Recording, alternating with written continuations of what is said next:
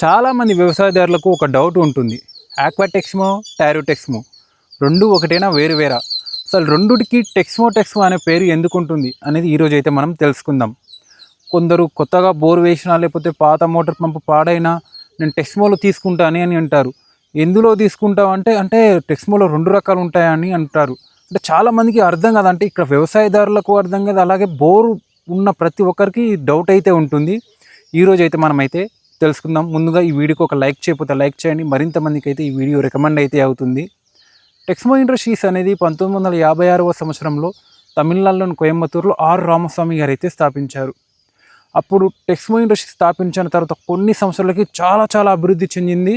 వ్యవసాయదారులు అయితే చాలా తీసుకోవడం మొదలుపెట్టారు, టెక్స్మో మోటార్లు కానీ పంపులు కానీ.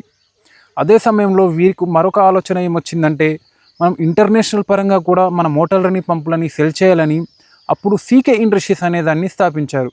అంటే వీరు వేరే దేశాలకు ఎగుమతి చేయడానికి మోటార్ పంపులను సీకే ఇండస్ట్రీస్ స్థాపించారు. టెక్స్మో ఇండస్ట్రీస్ అనేది మన ఇండియా పరంగా సెల్ చేయడానికి స్థాపించారు. రెండు సక్సెస్ఫుల్గా బాగానే రన్ అవుతున్నాయి. అదే సమయంలో ఆర్ రామస్వామి గారు చనిపోవడం జరిగింది.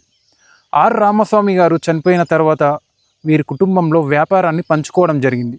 అంటే ఒకరు టెక్స్మో ఇండస్ట్రీస్ తీసుకుంటే ఇంకొకరు సీకే ఇండస్ట్రీస్ తీసుకున్నారు. అప్పుడు సీకే ఇండస్ట్రీస్ ఏం చేసిందంటే తన పేరుని టెక్స్మోగా మార్చుకుంది. అప్పుడే డీలర్లలోను కస్టమర్లను ఒక గందరగోళం ఏర్పడింది, ఏది అసలైన టెక్స్మో అని.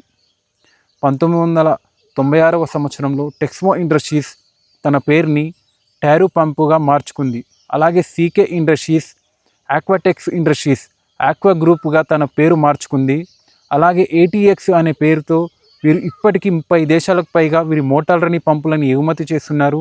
అందులో జపాన్ కంట్రీ కూడా ఒకటి. టెక్నాలజీలో జపాన్ కంట్రీ ఎంత అడ్వాన్స్డ్ ఉంటుందో మనకు తెలుసు కదా.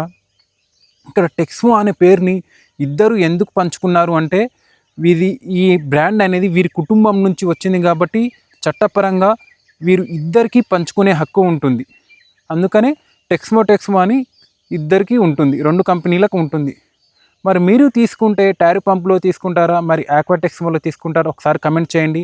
కొత్తగా వచ్చినట్లయితే మన ఛానల్కి ఖచ్చితంగా సబ్స్క్రైబ్ చేసుకోండి. ఉంటాను మరి.